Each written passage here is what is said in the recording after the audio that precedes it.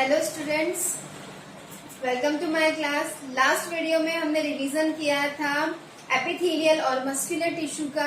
इस वीडियो में हम रिवीजन करेंगे connective tissue and nervous tissue का।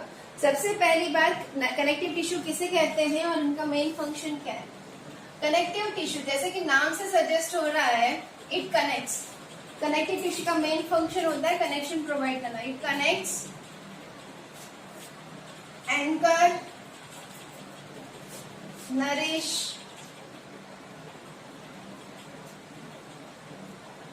other tissues and organ।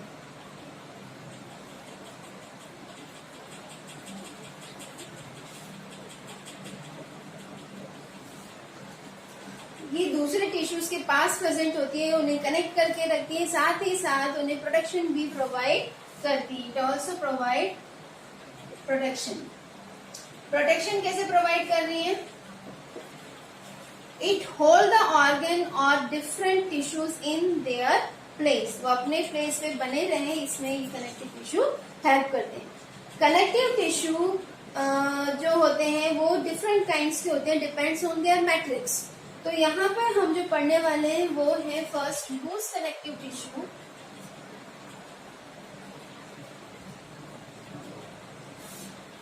Second हम पढ़ेंगे डेंस कनेक्टिव टिश्यू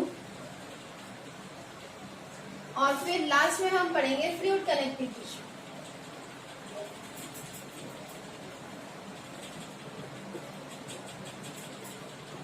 सबसे पहले हम बात करते हैं लूज कनेक्टिव टिश्यू की। लूज कनेक्टिव टिश्यू में जो मैट्रिक्सेस हैं वो इतने डेंस नहीं होते और उनमें जो सेल्स हैं, फाइबर्स हैं, वो एकदम कॉम्पैक्टली अरेंज नहीं होते। ये दूर दूर अरेंज होते हैं, लूजली अरेंज होते हैं, इसलिए इसका नाम पड़ गया loose connective tissue. Let's we start with the loose connective tissue and first loose connective tissue that we have to study is areolar connective tissue. Areolar word क्यों पढ़ा? इसमें छोटे छोटे स्पेसेस होते हैं, इसलिए इनका नाम पड़ा है एरियोलर कनेक्टिव टिश्यू। एरियोलर का मतलब होता है लिटिल ओपन स्पेस। थोड़ी थोड़ी जगह पे इनके सेल्स अरेंज होते हैं, जिसके कारण बीच में काफी छोटे छोटे स्पेसेस ऑक्यूपाइड हो जाते हैं, इसीलिए इसको नाम दिया गया है areolar connective tissue. Areolar connective tissue का सबसे पहले हम स्ट्रक्चर पढ़ते हैं। What comes in the structure? सारे सेल्स, फाइबर एक ग्राउंड सब्सटेंस पे रेस्ट करते हैं और उस ग्राउंड सब्सटेंस को हम कहते हैं मैट्रिक्स। तो इसके मैट्रिक्स में 3 तरह के सेल्स होते हैं। Matrix has 3 types of cell.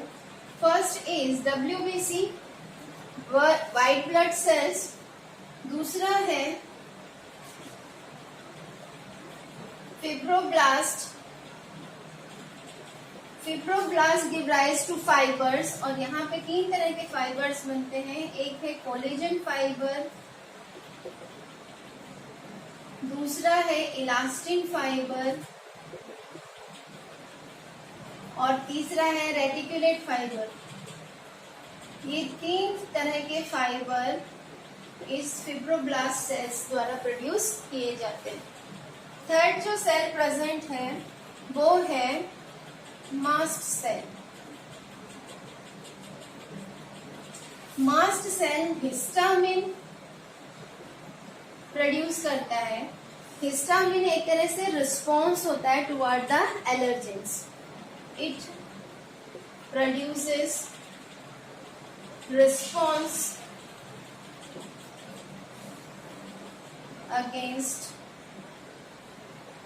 or we can say towards the allergens। किसी चीज से बॉडी को एलर्जी है तो वहां पे फौरन स्वेलिंग नजर आ जाती है ड्यू टू हिस्टामिन। तो ये स्वेलिंग टाइप का कुछ रिस्पॉन्स होता है जो हिस्टामिन द्वारा प्रोड्यूस किया जाता है।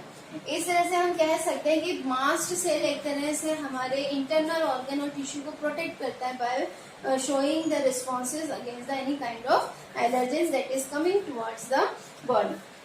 अब हम बात करते हैं WBC की। WBC में कुछ फेगोसाइटिक सेल्स होते हैं, जैसे मोनोसाइट्स हैं, वो मैक्रोफेजेस प्रोड्यूस करते हैं और ये मैक्रोफेजेस फॉरेन मटेरियल्स को, unwanted bacterias, fungi and other kind of micro organisms को किल करने का काम करते हैं।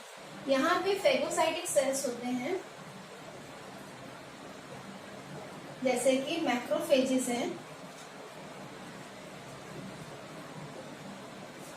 जो कि WBC द्वारा का ही एक पार्ट है और ये डिफेंस मैकेनिज्म में हेल्प करते हैं। कोलेजन फाइबर थिक फाइबर्स का बैंड होता है जो कि स्ट्रेंथ के लिए होता है। It provide strength to the tissue. एक मोटा सा बैंड होता है इन फाइबर्स का जो कि स्ट्रेंथ प्रोवाइड कर रहा है। इलास्टिन फाइबर थिन बैंड होता है, फाइबर्स के पतले पतले रेशे हैं, ठीक है, और ये इलास्टिसिटी प्रोवाइड करते हैं।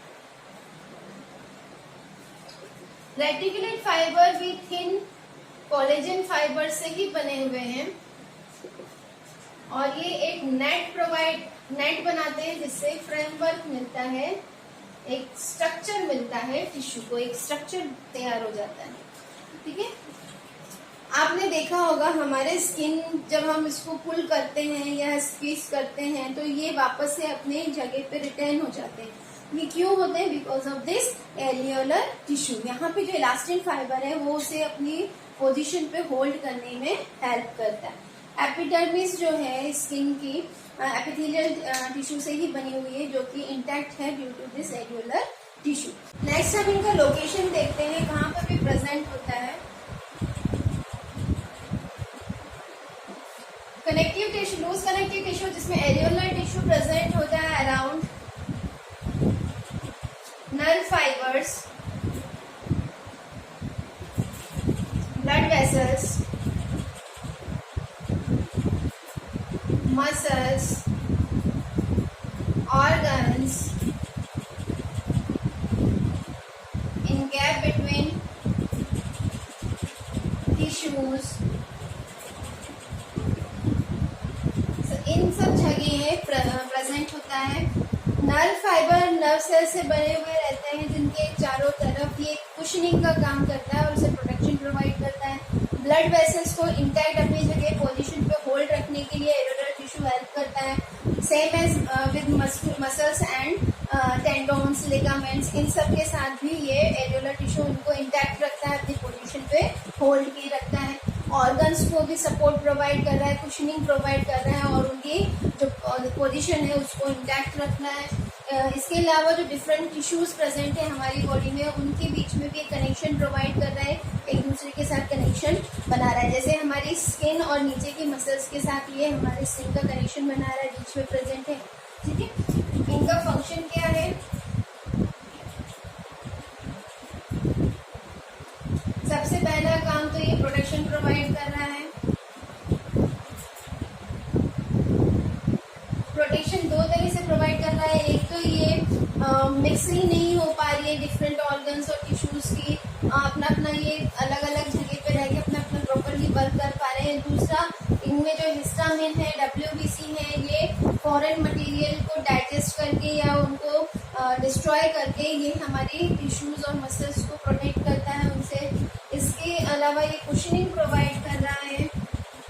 कुशनिंग से हमें शॉक्स वगैरह जो मिलती हैं, इंजरीज वगैरह जो लग जाती हैं वो नहीं हो पाती हैं जल्दी से, हमारे टिश्यूज को, ऑर्गन्स को डैमेज नहीं हो पाता है। इसके अलावा जो हमारी एपिडर्मिस है, एपिडर्मिस हम स्किन को कह रहे हैं, एपिथेलियल सेल से बनी हुई है। It rest over the layer of areolar tissue.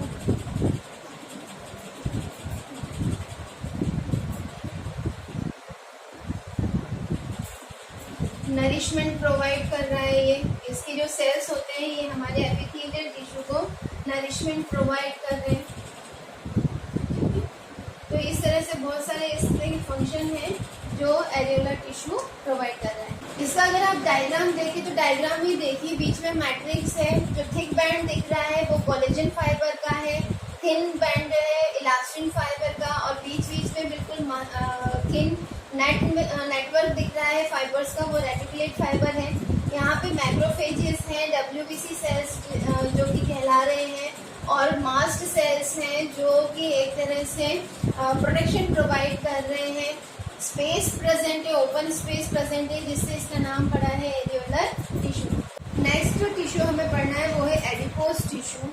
Adipose tissue specialised tissue भी कहलाता है क्योंकि ये फैट का स्टोरेज करने में सक्षम होता है। It is capable of storing fat. Structure की बात करें तो जो एडिपोज टिश्यूज के सेल्स होते हैं उनको हम एडिपोसाइट्स कहते हैं।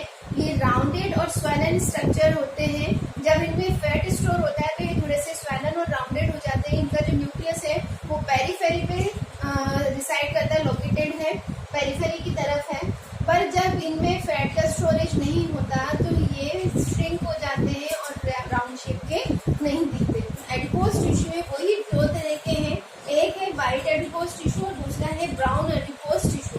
वाइट एडिपोज टिश्यू फैट का स्टोरेज कर रहा है और वी कैन से इनसे एनर्जी रिलीज हो रही है, तो ये एज अ एनर्जी स्टोरेज कर रहा है।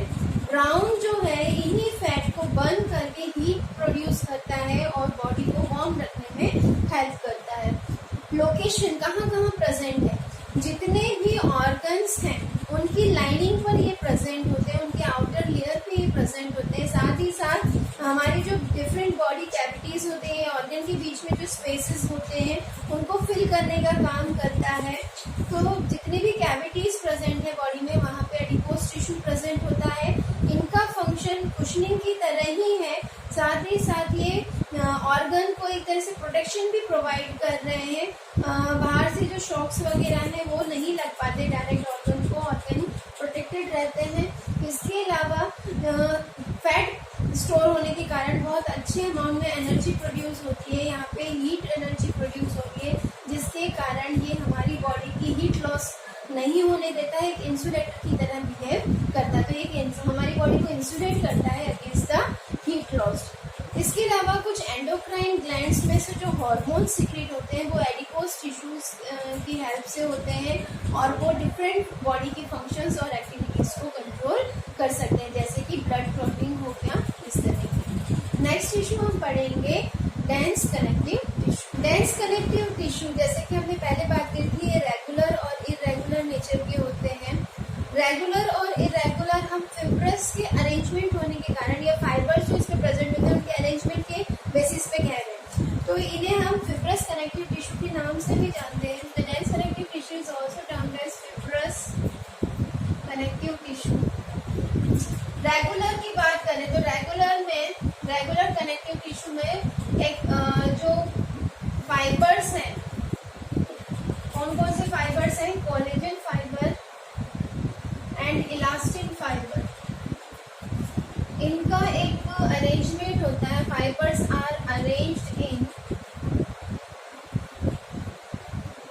Regular pattern.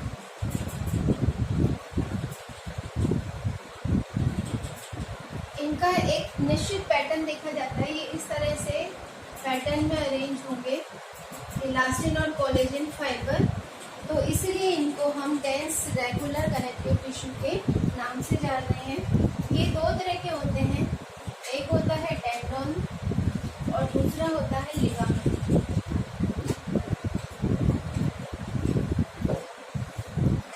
Tendon and ligament में डिफरेंस क्या है? टेंडन की बात करें तो टेंडन जो कनेक्टिव टिश्यू है ये कनेक्ट कर रहा है मसल्स टू बोन।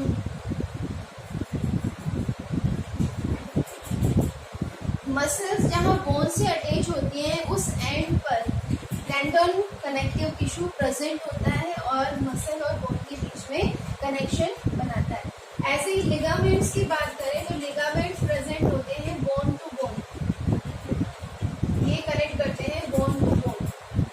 मान लीजिए इस तरह का बोन है तो यहाँ पर ये प्रेजेंट होंगे लिगामेंट्स, और इसको अगर हम देखें तो यहाँ मान लीजिए मसल्स आ रही हैं तो इस वाले पॉइंट पर ये टेंडन्स प्रेजेंट होते हैं, ठीक है।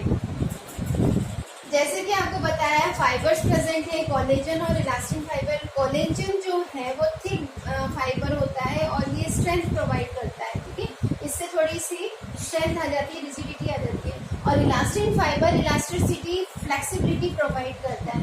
तो टेंडोन्स में कोलेजन फाइबर ज्यादा होते हैं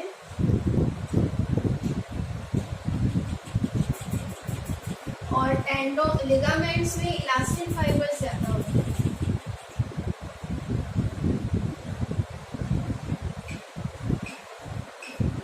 टेंडोन की बात करें तो ये लेस फ्लेक्सिबल होते हैं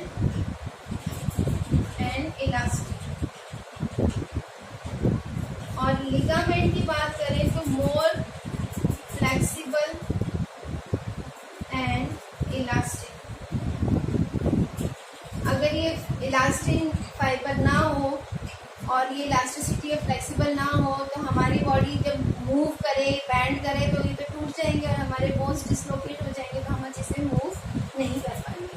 तो टेंडन्स और लिगामेंट्स इस तरह के कुछ रेगुलर डेंस कनेक्टिव टिश्यूज होते हैं। नेक्स्ट डेंस कनेक्टिव टिश्यू हमें पढ़ना है बोन।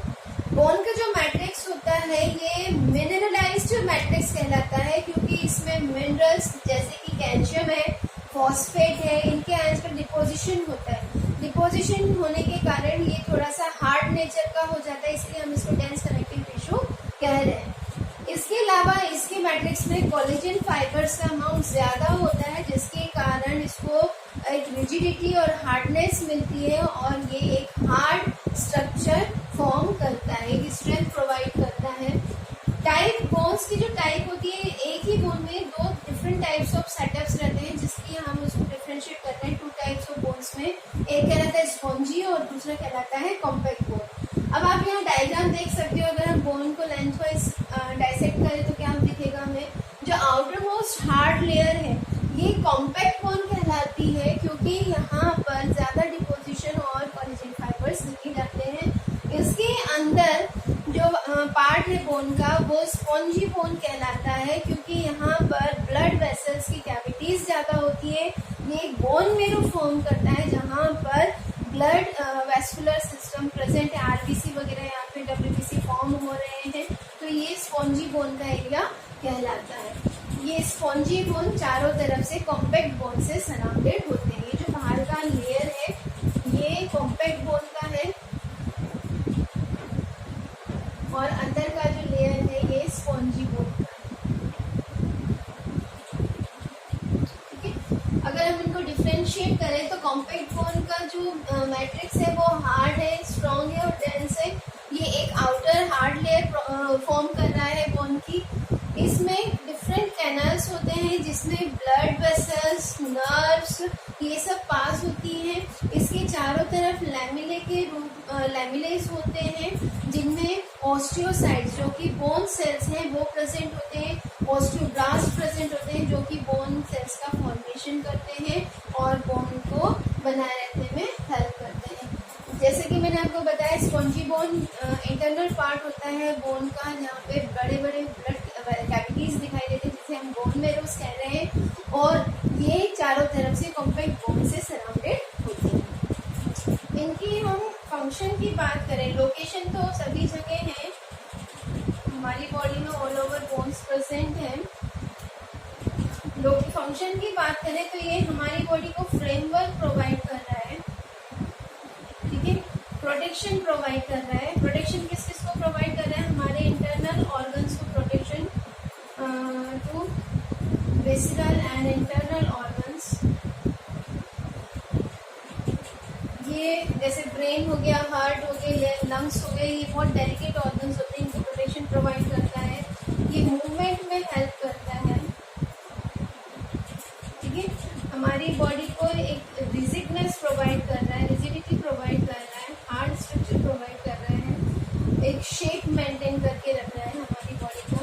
ये सब बोन का वर्क हो गया है। Location, almost all the movable parts have bone, okay. आप बोन का डायग्राम देख सकते हैं, इसके बीचों बीच आपको कैनल दिखाई दे रही है, इस कैनल को हम बोलते हैं हैवर्शियन कैनल। हैवर्शियन कैनाल की चारों तरफ रिंग प्रेजेंट है जिसे हम लैमिले कह रहे हैं। इन लैमिले में ओस्टियोसाइट्स बोन सेल्स प्रेजेंट होते हैं। इसके अलावा ये जो एक पर्टिकुलर सिस्टम बन रहा है ओस्टियोसाइट्स का, लैमिले का और हर्बेशियन कैनाल का, ये फॉर्म कर रहा है एक यूनिट जिसे हम कह रहे हैं ऑस्टियोन। ऑस्टियोन बोन का फंक्शनल यूनिट कहलाता है। ऑस्टियोन is the structural and functional unit of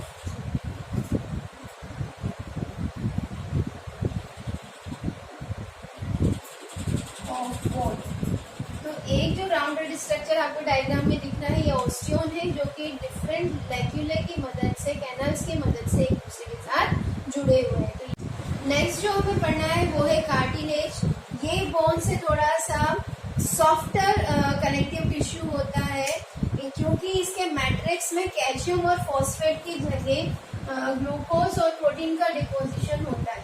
matrix has deposition of glucose and protein. Bones में कैल्शियम और फॉस्फेट का डिपोजिशन है और यहाँ पे ग्लूकोज और प्रोटीन का डिपोजिशन होता है। थोड़ा सा सॉफ्ट नेचर का होता है ये कार्टिलेज।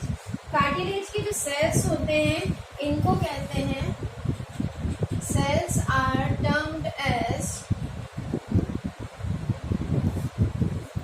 कॉन्ड्रियोसाइट्स। और यहाँ पर वैस्कुलर सिस्टम एब्सेंट होता है।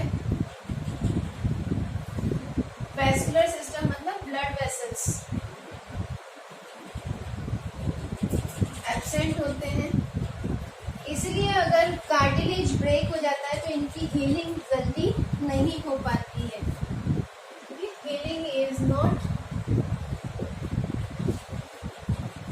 इजी, जल्दी से हीलिंग नहीं हो पाती, टाइम लगता है इनकी हीलिंग में।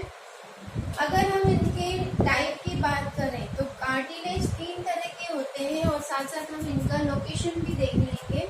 टाइप एंड लोकेशन, कहाँ कहाँ प्रेजेंट है। सबसे पहला जो टाइप है वो है हाइलिन कार्टिलेज। इलास्टिक नेचर का है, फ्लेक्सिबल है, ठीक है, और ये प्रेजेंट होता है at the tip of nose. इसके अलावा जो लॉन्ग बोन्स की एंड है वहां पे प्रेजेंट है, एंड ऑफ, क्या कहेंगे, ends of long bones.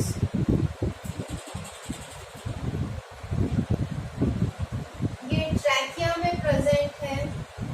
Trachea में जो शीश शेप्ड रिंग्स प्रेजेंट है ये हाइलिन कार्टिलेज की है।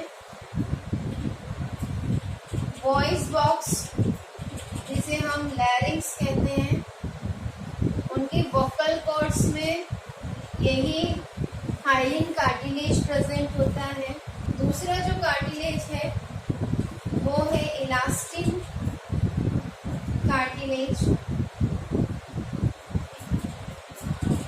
इलास्टिन कार्टिलेज जैसे कि नाम सजेस्ट कर रहा है, यहाँ पे इलास्टिक फाइबर ज्यादा है, इसीलिए it is more elastic than hyaline cartilage. ठीक है, कहाँ कहाँ प्रेजेंट है? ये प्रेजेंट है ईयर लोब, जो कि हमारे एक्सटर्नल ईयर का पार्ट है। एक्सटर्नल ईयर के अलावा ये हमारे एपिग्लोटिस को भी फॉर्म करता है। एपिग्लोटिस विंड पाइप के ऊपर एक फ्लैग फ्लाई स्ट्रक्चर होता है जो फूड को विंड पाइप में जाने से रोकता है। तो इन सब जगह पे ये कार्टिलेज प्रेजेंट है। तीसरा जो कार्टिलेज है वो है फिब्रो कार्टिलेज। अब फिब्रो कार्टिलेज में कोलेजन फाइबर ज्यादा है, इसलिए ये दोनों की अपेक्षा थोड़ा सा टफ नेचर का होता है। Present in between intervertebral disc.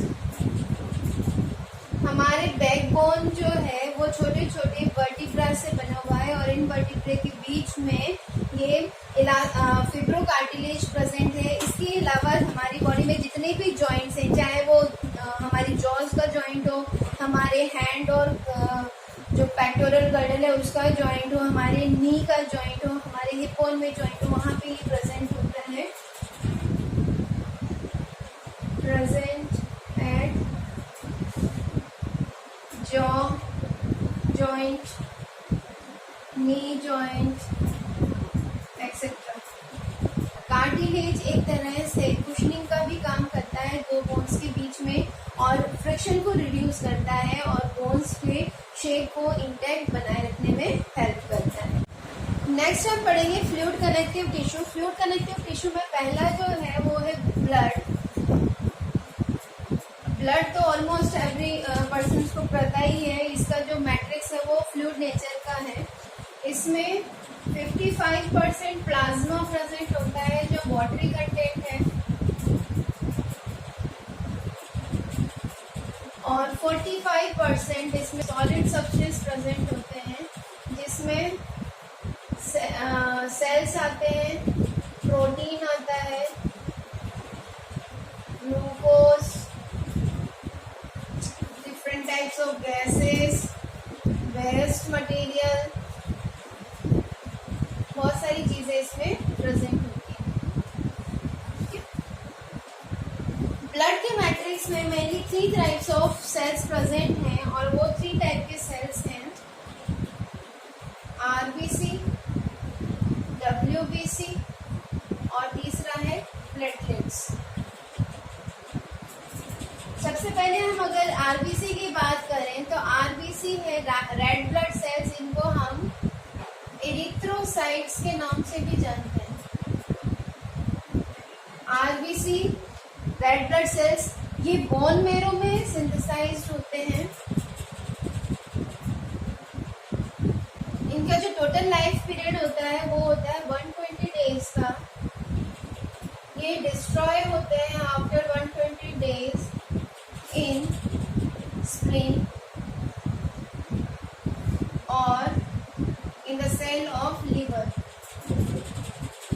Spleen या लिवर में जाके डिस्ट्रॉय होते हैं। लिवर के जो बिलीरुबिन और बिलीवर्बिन है ये आरबीसी के डिस्ट्रक्शन से ही बनते हैं। इनकी सेल की बात करें तो जो सेल है वो नॉन न्यूक्लिएटेड होते हैं। इनमें कोई न्यूक्लियस नहीं पाया जाता और माइटोकॉन्ड्रिया भी नहीं होते, नॉन माइटोकॉन्ड्रियल होते हैं। माइटोकॉन्ड्रिया भी एब्सेंट होते हैं इसमें। जब ये बोन मेरो में बनते हैं तब इनमें इन आरबीसी में न्यूक्लियस और माइटोकॉन्ड्रिया प्रेजेंट होता है, पर वो जब रिलीज होते हैं बोन मेरो से तो उनमें एब्सेंट रहते हैं। तो आरबीसी में एक पिगमेंट पाया जाता है जिसे हम कहते हैं haemoglobin. Haem plus globin. Haem iron part है, ठीक है, और ग्लोबिन प्रोटीन पार्ट है।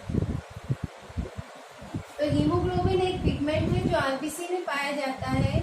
इसी के कारण रेड कलर है आरबीसी का और ये रेस्पिरेटरी कैरियर है। रेस्पिरेटरी कैरियर है, इसका मतलब ये किसमें हेल्प कर रहा है? It helps in the transportation of oxygen and help in the transportation of oxygen and carbon dioxide. ठीक है, अब हम बात करते हैं डब्ल्यूबीसी की। WBC is white blood cell और इसको दूसरे नाम से हम जानते हैं ल्यूकोसाइट्स।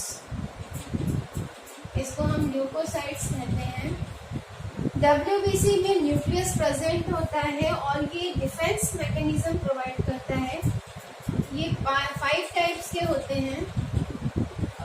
कुछ इसमें फेगोसाइटिक होते हैं जैसे कि मैक्रोफेजेस हो गए, मोनोसाइट्स हो गए, जो कि फॉरेन मटेरियल को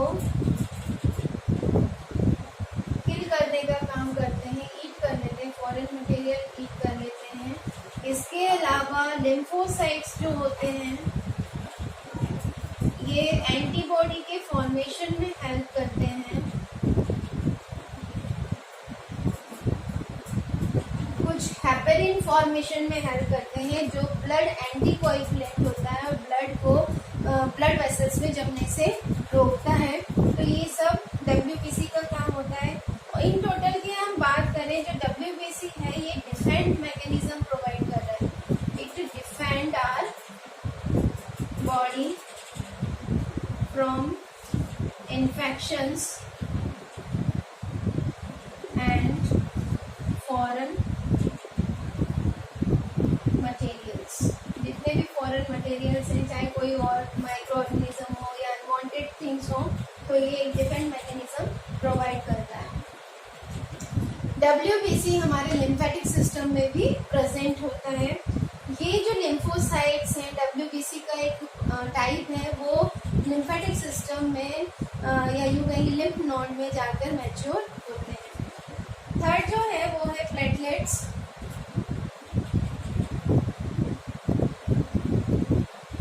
प्लेटलेट्स हेल्प करते हैं ब्लड क्लॉटिंग में। It makes blood clotting at the site of injury और वाउंड। जहाँ पे चोट लग जाती है वहाँ पर ब्लड वेसल से एक्सेसिव ब्लड लॉस ना हो, इसके लिए ब्लड क्लॉट बना दिया जाता है प्लेटलेट्स के द्वारा। प्लेटलेट्स हेल्प करते हैं ब्लड क्लॉटिंग में। तो ये तो कुछ पार्ट हो गया आपका ब्लड के बारे में। इसका फंक्शन क्या है? बहुत इंपॉर्टेंट फंक्शंस हैं ब्लड के।